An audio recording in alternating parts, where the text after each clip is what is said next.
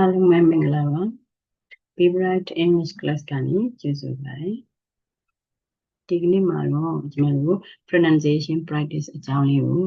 ပြောကြရအောင်ပါအဲ့တော့ pronunciation ကဘာကြောင့်လိုအပ်တာလဲ pronunciation ဆိုတာဘာလဲနော် pronunciation ဆိုတာက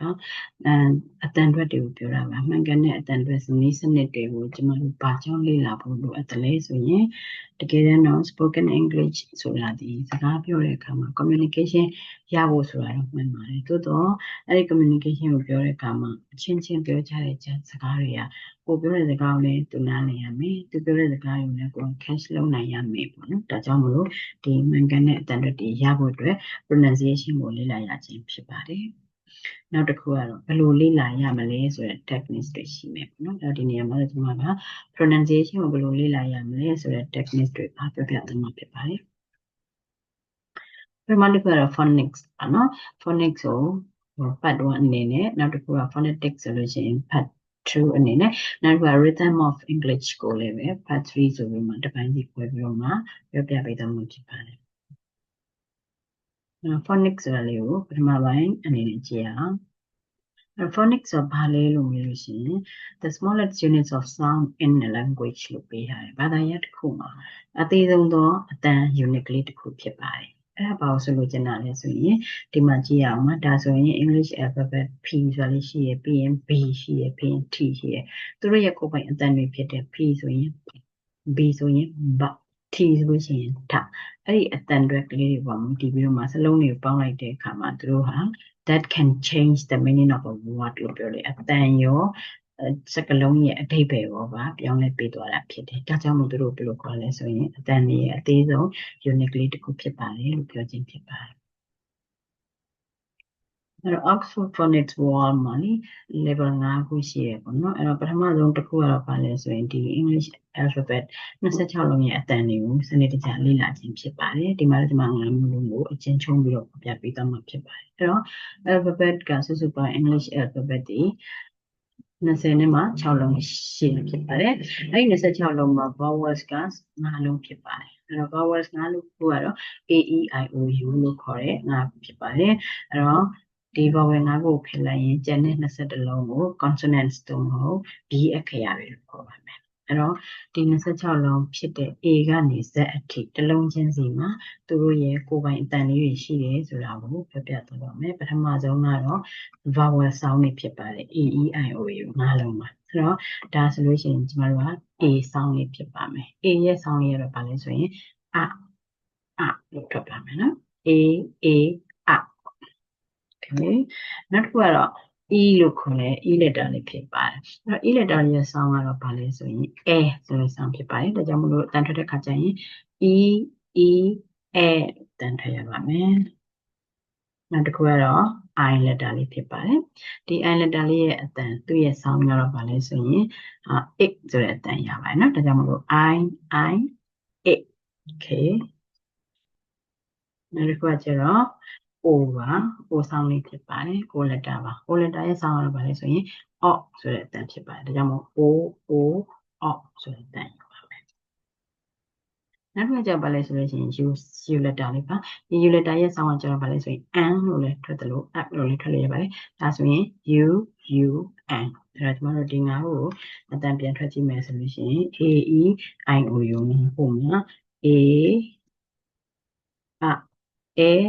it or N နားလည်ရပါမယ်နော်တော့အတန်လေးကြည့်လိုက်မယ်ဆိုရင်it or N ဆိုပြီးတော့မှဒီ vowel sound 9ခုရဲ့အတန်မရပါဘူးအဲ့ဒါပြီးရင်တော့ကျန်တဲ့21လုံး consonant 21လုံးမှာတော့ကျမတို့ကသက်ဆိုင်ရာဒီ alphabet လေးရဲ့နောက်မှာ A လေးတွေထည့်ကပ်ပြီးတော့မှဆိုကြည့်ရအောင်ဒါဆိုလို့ရှိရင်ပထမတစ်လုံးဖြစ်တဲ့ B ရဲ့နောက်မှာ A လေးထည့်တယ်နဲ့ BA ကိုကျမတို့ကအတန်ထွက်တဲ့ခါကျရင် P ရဲ့အတန်ပဲနော်ဘလို့ဆိုရပါမယ်ဘလို့ဆိုရပါမယ်နောက်တစ်ခါကျတော့ C ရဲ့ sound ကျတော့သူက A လေးထည့်လိုက်တဲ့အခါမှာ C မဟုတ်ပဲနဲ့ခလို့ပဲတန်ထွက်ရပါမယ် CA နော်ဒါဆိုရင်ခအဲ့တော့ဒီမှာ letter ကိုဘာဖြစ်လို့အစိမ်းရောင်လေးပေးထားရလဲဆိုရင်သူကဒီ K မှာထွက်တဲ့အတန်နဲ့အတူပဲမို့လို့เนาะဒါလေးကိုအစိမ်းရောင်လေး highlight ပေးထားတာဖြစ်ပါတယ်အဲ့တော့ ခD ရဲ့နောက်မှာ A လေးကပ်လိုက်မယ်ဆိုလို့ရှိရင်ညတော့ဘယ်လိုတန်ထွက်မလဲဆိုရင်ဓာသူကလည်းဖိတယ်ဖြစ်ပါတယ်ဓာโอเคအဲ့ဒါပြီးရင် F ရဲ့နောက်မှာ A ထည့်မယ်ဆိုရင်ဖG ရဲ့နောက်မှာ A လေးကပ်လိုက်မယ်ဆိုရင်ဂ H ရဲ့နောက်မှာ A လေးကပ်လိုက်မယ်ဆိုလို့ရှိရင်နောက်တစ်ခု J ရဲ့နောက်မှာ A ထည့်လိုက်မယ်ဆိုလို့ရှိရင်ဂျဆိုတဲ့အတန်ဖြစ်ပါတယ်ဒီ phonics မှာတော့ကျမတို့ကဂျလို့အတန်ထည့်ပေးမယ် phonetics ကျရင်ဒီ J ရဲ့အတန်ပြောင်းလဲတာဖြစ်တဲ့အတွက်ကြောင့်သူ့ကိုလည်းဒီနေရာမှာအစိမ်းရောင် highlight လေးလုပ်ပေးခဲ့တာဖြစ်ပါတယ်နောက်တစ်ခုက K ပေါ့နော် K ဆိုလို့ရှိရင်လည်းသူ့ရဲ့နောက်မှာ A လေးကပ်လိုက်ပြီဆိုတာ ਨੇ ခ C ရဲ့အတန်နဲ့တူတူပါရှင်နောက်တစ်ခုကကျတော့ဒီ၃ခုဖြစ်ပါတယ်သူ့ရဲ့အတန်အတွက်ကတော့ L ဆိုလို့ရှိရင်တကယ်တမ်းကလ LA ရဲ့နောက်မှာကျမတို့ကထည့်လိုက်မယ်ဆိုရင်လဒါပေမဲ့လလို့ပေါ့လေးဆိုတာမဟုတ်ဘဲနဲ့ဒီအဲ့တပေါ့နော်ဆိုလို့ရှိရင်ဒီရှာလိုက်တယ်နဲ့ဆိုရမှာပေါ့နောက်တစ်ခုကMA ရဲ့နောက်မှာမလို့ဆိုလို့ရှိရင်ရိုးမအခရာလို့မလို့တထက်တယ်မဟုတ်ဘဲနဲ့သူကလည်းပဲဖိတယ်နဲ့မပါဇက်ကိုပိတ်မပြန်ဖွင့်နေတာဖြစ်ပါတယ်မလို့ဆိုရမှာပါနောက်တစ်ခုကကျတော့ NA မှာလေးတူတူပဲနဖြစ်ပေမဲ့အတန်အတွက်ဒီ NA နငယ်လို့အတန်ထပ်ပေမဲ့သူကလည်းနှာခေါင်းတန်နဲ့ဆိုရတာဖြစ်ပါတယ်နဖြစ်ပါတယ်နောက်တစ်ခု P မှာဆိုရင် P ကိုနောက်က A လေးကလိုက်တယ်ကျွန်တော်တို့ကဖဆိုမှအတန်ထပ်ပါမယ်ဖနောက်တစ်ခုလာပါဒီ letter မှာ Q ဆိုတဲ့ letter မီအမြဲတမ်းသူ့ရဲ့နာမ Q လေးပါမှသာလေကျွန်တော်တို့က watch တွေကိုရေးလို့ရတာဖြစ်ပါတယ်ဒါကြောင့်မလို့ဒီမှာလေးပဲ A ထည့်မယ်ဆိုရင်နောက်က U ကပ်ပြီးမှသာ A လေးကိုထည့်ပြီးရင်သူ့ရဲ့ sound ကိုရမှာဖြစ်ပါတယ်အဲ့တော့ဒီ sound ကို Q ရဲ့ sound ကို QUA ဆိုရင်ကျွန်တော်တို့ကခွလို့ပြောပါမယ်နော်ဒီကလည်းပဲထူးခြားတာဖြစ်တဲ့ကြောင့်မို့သူ့ကို color highlight အစိမ်းရောင်လုပ်ပေးထားတာဖြစ်ပါတယ်နောက်တစ်ခုက R အဲ့ဒီ R ကိုနောက်ကနေပြီးတော့မှဒီ A လေးထည့်လိုက်လို့ရှိရင်အတန်အတွက်က R ဆိုတဲ့အတန်ဖြစ်ပါတယ် R မြန်မာလိုဆိုလို့ရှိရင်တော့ကျွန်တော်တို့ကရာကောက်တန်ဖြစ်ပါတယ်နောက်တစ်ခုက S ကသူ့ရဲ့ sound ကဘာလဲဆိုရင်တို့မဟုတ်စအဲ့တော့သူ့မှာလည်းပဲ A လေးထည့်လိုက်မယ်ဆိုရင်ကျွန်တော်တို့ကစလို့ထားနော်နောက်တစ်ခု T ဆိုလို့ရှိရင် T ရဲ့နောက်မှာ A ထည့်မယ်ဆိုလို့ရှိရင်ထဒါပေမဲ့သူထွက်မယ်ဆိုရင်တမမဝင်ထချိန်တာထွက်လို့ရပါတယ်နောက်တစ်ခု V ရဲ့နောက်မှာကျွန်တော်တို့ A လေးထည့်လိုက်ပြီးတန်အောင်ဆိုကြည့်မယ်ဆိုရင် V okay W ရဲ့နောက်မှာထည့်မယ်ဆိုရင်ရော WA W လို့ထွက်ပါမယ်အဲ့တော့ဒီမှာကျတော့ X ကိုကျတော့သူကဘာလို့အစိမ်းရောင်ပေးထားရလဲဆိုရင်ကျန်တဲ့စကားလုံးတွေကျန်တဲ့ B တွေကအားလုံးဟာ beginning sounds တွေဖြစ်တယ်စလုံးတစ်လုံးရဲ့ပေါ့နော်အစအတန်တွေဖြစ်ပြီးတော့မှဒီ X ကကျတော့အဆုံးတန်တွေပဲထွက်တဲ့စကားလုံးများတာမို့လို့သူ့ကိုအစိမ်းရောင် highlight လုပ်ပေးထားခြင်းဖြစ်ပါတယ်သူ့အတန်ထွက်မယ်ဆိုတော့ညီမတို့က ending sound ဖြစ်တဲ့အတွက်ကြောင့်မို့တစ်ခုခုပေါ့နော် K နဲ့ S နဲ့ပေါင်းထားတဲ့ အဲ့တန်နဲ့ထွက်ရပါမယ်ဒါဆိုရင်ဥပမာပေါ့နော် for example SIX ဆိုလို့ရှိရင်မဘလို့ထွက်တဲ့တန်လေးနောက်ဆုံးမှရှိတဲ့ ending sound ဖြစ်ပါတယ်six နော် SIX အဲ့တန်ဖြစ်ပါတယ်နောက်တစ်ခါ Y ဆိုလို့ရှိရင်နောက်က A လေးထည့်လိုက်မယ်ဆိုရင်သူကလည်းရဆိုတဲ့ဖြစ်ပါတယ်ဆိုတော့ R ဒီရကောက်တန်ဖြစ်ပြီးတော့မှအခု Y ကကြတော့ဘာလဲဆိုရင်ရပလက်အတန်မျိုးဖြစ်ပါတယ်နောက်တစ်ခုကတော့ Z ဖြစ်ပါတယ် Z ကို Z လို့ထွက်တယ်လို့ Z လို့လည်းထွက်ကြပါတယ်ဒါဆိုလို့ရှိရင်တကယ်လို့နော်နောက်က A လေးထည့်လိုက်မယ်ဆိုရင်သူ့ရဲ့ sound တွေဘာဖြစ်သွားမလဲဆိုရင် Z ဆိုတဲ့တန်မျိုးဖြစ်ပါတယ်အဲ့တော့ဒီစကားလုံးတွေဒီ A to Z letter 26လုံးလို့ပေါ့နော်ဒီမှာကလေးတွေကိုဆိုခိုင်းတဲ့အခါမျိုးမှာ A B C D ဆိုပြီးမှသမယောကြ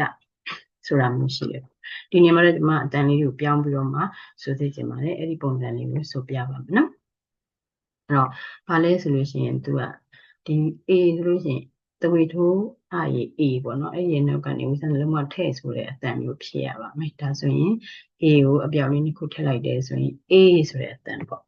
B ဆိုလို့ရှိရင်လည်း B မှာအပြောက်ကလေးနှစ်ပြောက်ထည့်လိုက်မယ်ဆိုရင် B ဆိုတဲ့အတန်မျိုးဖြစ်ပါမယ်အဲ့တော့ F to D တခြား h2 ကထည့်လို့မရဘူးနော်ရတဲ့အတိုင်းအဲ့လိုကြီးတစ်ခေါက်တွဲပြီးဒီမှာဆိုပြပါမယ်ဒါလေးတစ်ချက်နားထားမယ်နော် A B C D E F G H I J K L M N O P Q R S T U V W X Y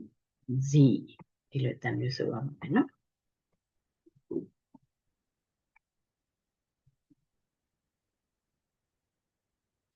နောက်တစ်ခုတော့ဗာလဲဆိုလို့ရှိရင်ဒါ level 2ကိုရောက်သွားပြီပေါ့နော် level 2မှာကျတော့ကျွန်တော်တို့ကဘာသင်လဲဆိုလို့ရှိရင် short vowels လို့ခေါ်တယ်အတန်တွေအဲ့တော့ short vowel ကဘာလဲဆိုရင်ဟောဒီ A E I O U ငါးလုံးကိုသုံးပြီးတော့မှတစ်ခုတစ်လုံးနဲ့ဒီထဲကငါးလုံးနဲ့တစ်လုံးမဲ့သုံးပြီးတော့မှ CPC words တွေတိစောက်ခြင်းဖြစ်ပါတယ်အဲ့တော့ CPC words ဆိုတာဘာလဲလို့ပြောရင်ပထမထိပ်ဆုံးတစ်လုံးက consonant ဖြစ်ပါတယ်ဒုတိယအလယ်မှာရှိတာကတော့ vowel ဖြစ်ပြီးတော့မှတတိယတစ်လုံးဒီ consonant စကားလုံးပြန်ဖြစ်ပါမယ်အဲ့တော့ B တရ B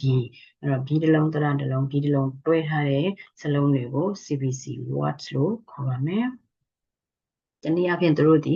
short vowel တစ်လုံးနဲ့သုံးထားတာဖြစ်တဲ့အတွက်ကြောင့်မို့အတန်လည်းတိုးရဲဖြစ်တဲ့အတန်မျိုးဖြစ်ပါတယ်ဒါကြောင့်မို့ short vowel လို့ခေါ်ခြင်းဖြစ်ပါတယ်နမူနာလေးကြည့်မယ်နော်ဒီမှာဆိုလို့ရှိရင်စစုံနာတစ်လုံးချင်းအတန်ထွက်နေကြည့်မယ်ဆို C ဆိုတဲ့အတန်นี้ကျမတို့ကခဆိုတဲ့အတန်ပေးထားတာဖြစ်ပါတယ်ခ A ကA T ကဘာလဲဆိုရင်ထဒါဆိုရင်ခအာထ cat ဆိုတဲ့အတန်ဖြစ်ပါတယ်ဒါဆိုရင်ရော da or ga dog ဆိုတဲ့အတန်ဖြစ်ပါမယ်ဒါဆိုရင် fa an fun ဖြစ်ပါမယ်ဒါဆိုရင် for ata fat ma an men wa in win la orga lock ha ata hat ma at mat ဆိုပြီးတော့မှဒါလေးကိုကျွန်မနမူနာလေးနဲ့တစ်ခုနှလုံးလောက်ပေါ့နော်တွဲပြီးတော့မှပြပါမယ်ဒါဆိုရင်ဒီဆောင်းလေးကဘာလဲဆိုရင် E ရဲ့ A ဆောင်းဖြစ်ပါတယ်အဲ့ A ရဲ့နောက်ကနေဒီမှာဒီ T လေးကိုကတ်လိုက်တဲ့အခါမှာ A ထ A